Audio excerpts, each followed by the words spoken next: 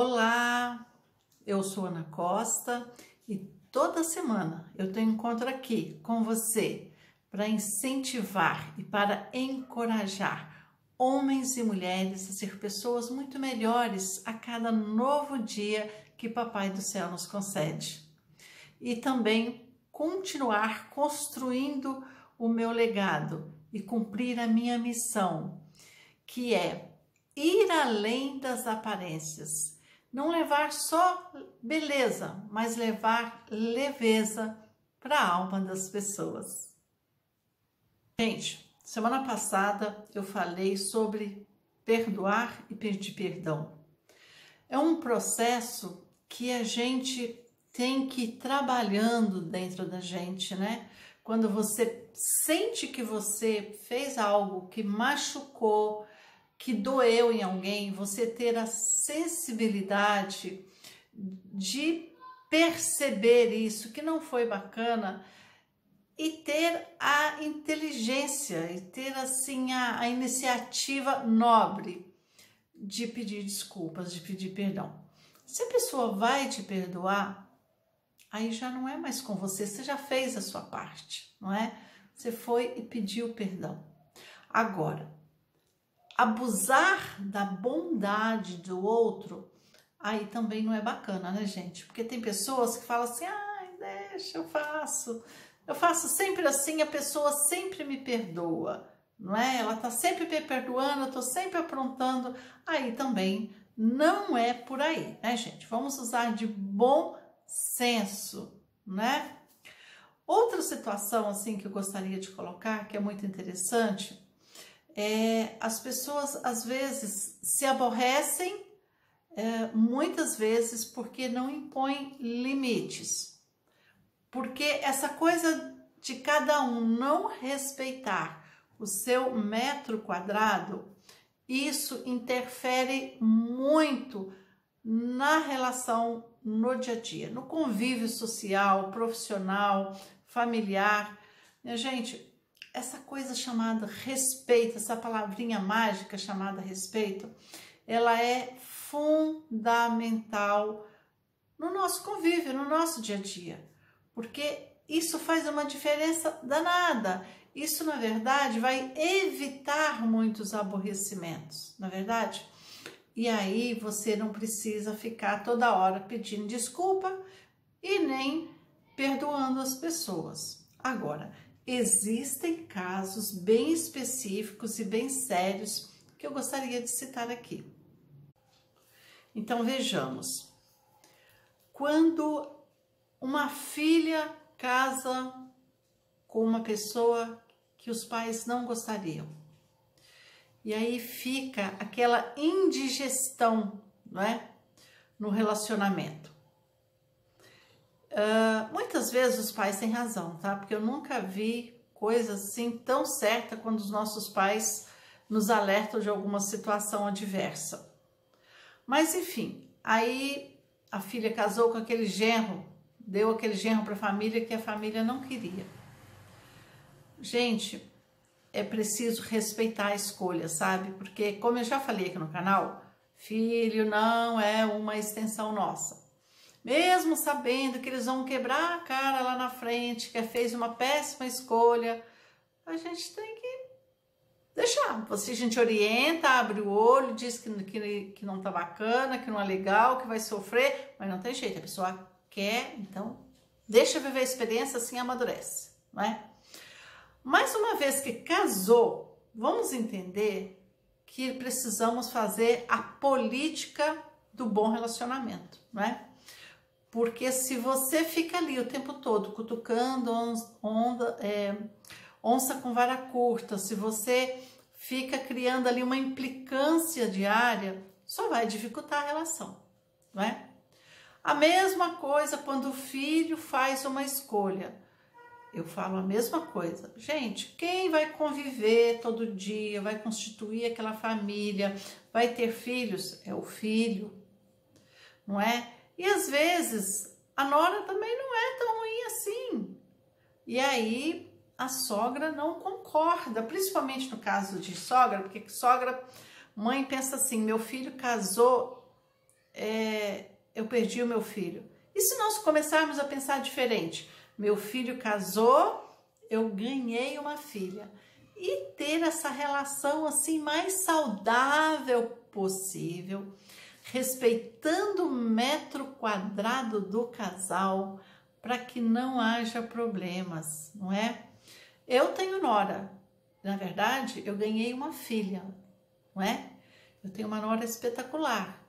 Então, a gente precisa entender isso, porque também, gente, olha, é outra geração, é outro tempo. Quando a gente casou de um jeito, quando eles casaram de outro, a gente precisa entender tudo isso. A forma de educar filhos, não é? A forma que nós educamos é diferente da forma que eles educam hoje. Existe uma situação muito diferente. E entender, compreender e aceitar isso é um exercício diário, tá? Então nós precisamos, eu falo para mim também. Quando eu falo para você, eu falo para mim. Papai, mamãe, entenda, compreenda e respeita, não é? Para que você não tenha que criar aquela situação que depois que você pisou na bola e aí tem que pedir desculpa, não é? Existem coisas que acontecem, por exemplo, às vezes você fez um mau casamento e você não quer que seus filhos passem pela mesma situação, não é? Você fez uma má escolha. Mas se você fez uma boa escolha ou uma má escolha, a sua vez já foi, ok? Então deixa lá o teu filho, a tua filha fazer as escolhas. Mesmo que você esteja vendo lá que aquele negócio não vai dar certo. Aquela história que eu falei no outro vídeo, de pegar o olho e colocar lá, não é possível. As pessoas precisam viver as suas próprias experiências para poder crescer, para poder evoluir. É assim que funciona. Ai, felizes os filhos que ouvem os seus pais, mas não são todos. A maioria gosta de passar pela experiência, não é? Outra situação que eu gostaria de colocar aqui, quando é pedir perdão, pedir desculpas ou perdoar, não é? Relacionamento, quando existe traição no relacionamento. Tem gente que perdoa numa boa, né? E também aquela pessoa que pulou a cerca também se corrige. Né? E vê que foi um vacilão, né? Que vacilou, que não priorizou sua família, e aí também não se repete. Agora, tem alguns que não tem conserto, e aí você vai ficar perdoando o resto da vida, a vida inteira, vai perder a tua dignidade, vai deixar de ser você, vai viver magoada pelo resto da vida, não é? Porque você perdoa hoje, amanhã repete, perdoa amanhã, depois de amanhã de novo. Então, a gente precisa, é aquela frase que eu falei no outro vídeo, que a diferença entre ser bom e ser bobo são de 2 Bs. Exatamente isso, você é uma pessoa boa, mas você é uma pessoa do bem, mas você não é bobo. Consegue entender, compreender a diferença?